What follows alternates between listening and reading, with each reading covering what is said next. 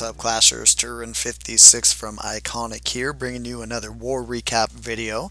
This was iKonik War 126. Let's take a look at the war log, and there you see a victory.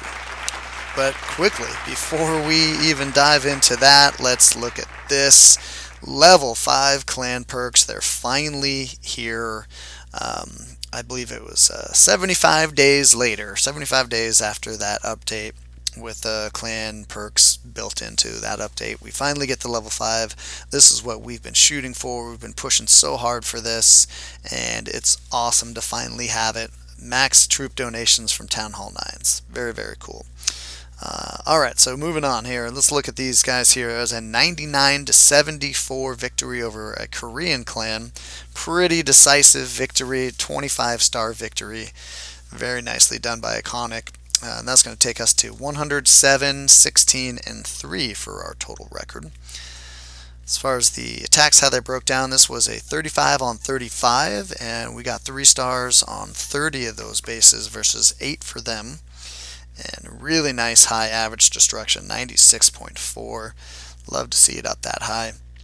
As far as the attacks from our individual members go, this is what we all had.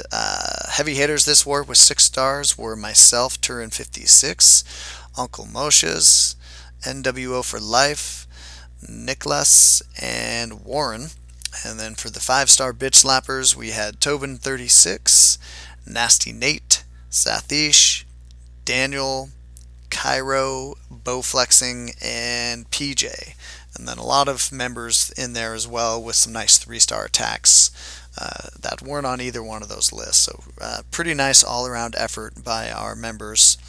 It was a little bit rocky early on. We were a bit out of sorts to start off with, but some nice cleanup.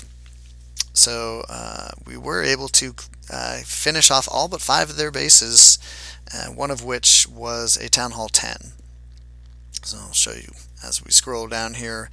Lots of 3 stars. Love to see all those. Just a few gaps here and there. A couple down low as well.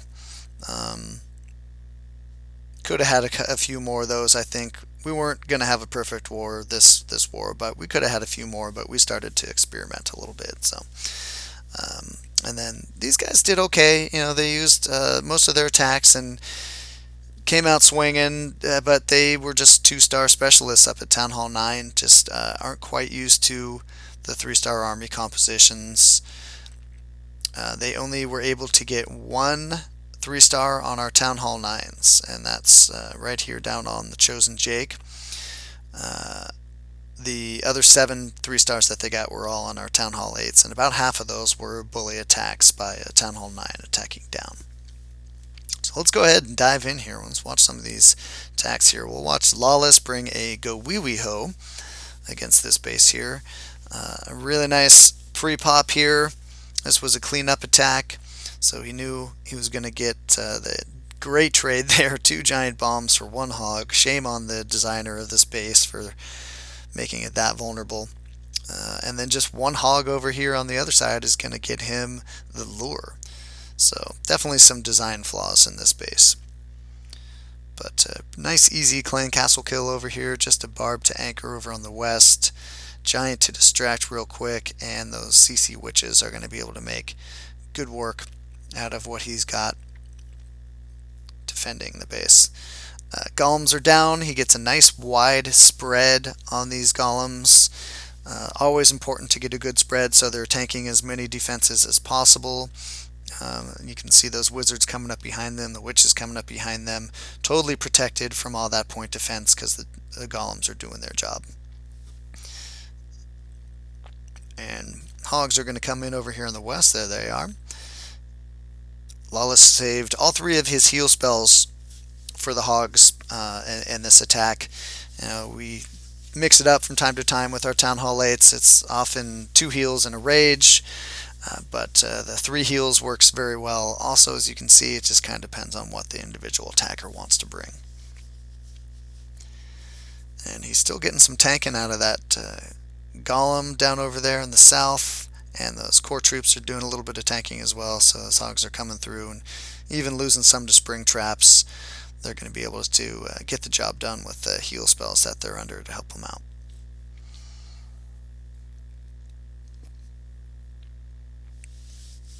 Just a few hogs left here, but more than enough because he did a great job keeping that DPS alive from the first wave of his attack. Still has several wizards and a witch and his Barb King.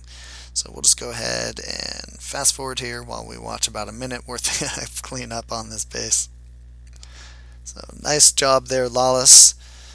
Always solid attacks from you, bud. Keep up the good work. Alright, let's slide up the ladder a little bit here and let's check out NWO taking on number 21. Brought a nice shattered golaloon on this attack. Definitely a different style of attack than we're used to seeing here.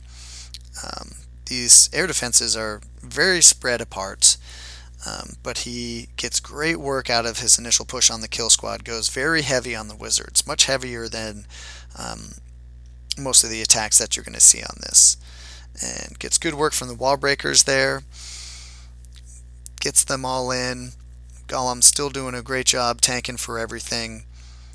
And even though he's got the low heroes, only the level 3 queen, he's able to get in there and take out both of those air defenses because of all the wizards that he brought along. And now he just needs to take out that archer queen.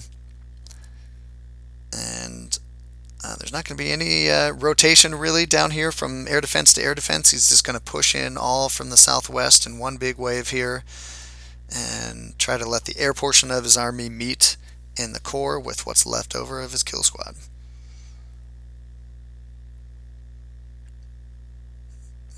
Which isn't all that much at this point, but it's still enough. He's still, look at those Golemites are still doing some tanking for him as his balloons push into the core there. And neither one of those lava hounds popped, which can sometimes be a bit of an issue. But he does get a nice break here, and after an initial clumping up of the balloons as they're pushing through down to the south, they do split up on him and go in a couple different directions, which was a nice key to this 3-star getting all the cleanup that he needed.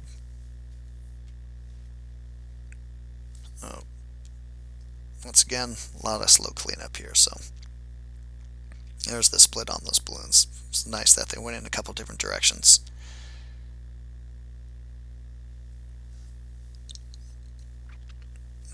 Very nice 3-star there by NWO. Usually thinking pretty outside of the box with his lava loon attacks, especially since his Archer Queen is pretty low level, doesn't have an ability yet, so he's got to come up with some creative solutions to bases with his golaloon. So now let's slide almost all the way up to the top of this base here, or this war map, and check out Uncle taking out number 2 here. A pretty impressive looking base here with some really nice walls, maxed out defenses, but a really nice hog attack here. I love this attack. The hogowiwi. He gets started here with a very efficient lure. I love it when people can get efficiency out of the lure, not just get those clan castle troops, but in this case he's taking out a defense. He even manages to trigger a spring trap there. And this is going to be a nice easy clan castle kill. Just a couple witches and the AQ and one whiz in there is all that he's going to need. Take them all out. Those skeletons getting out ahead, doing a good job tanking. He's got his golem to head in here and tank for this kill squad. A couple more wizards are going to get in there and help create a nice funnel. He's very patient. I like how patient he is here before he drops his Barb King, waiting till he knows that funnel is up. Then he drops the Barb King, and he's going to go right in there and take out that Archer Queen. I think she actually goes down before he even gets in there. And then this is what makes this attack, in my opinion, the just beautiful pathing on these hogs. This is a cleanup attack. He knew he had double giant bombs to deal with in the core there at the top half of that core, but Uncle knows the hog pathing so well, he knew that they were going to come in from that just right angle and only trigger one of those bombs as they were moving through the core.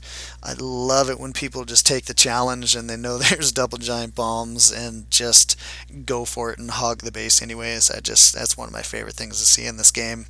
Just giving the middle finger to the double giant bombs. There goes the last defense, and he's got a ton of hogs left. That level 15 BK goes down in about a second, and it's all just clean up from here. And it does actually trigger one more of those giant bombs on the way to the top side of that base there, but still had plenty of troops for the cleanup there. So a really nice attack there on Uncle, going almost all the way up to the top of the map, taking out their number 2. So there you go, you guys. That was iKonik War 126. Thank you very much for watching. I hope you liked the video. Until next time, this is Turn 56 saying keep on clashing.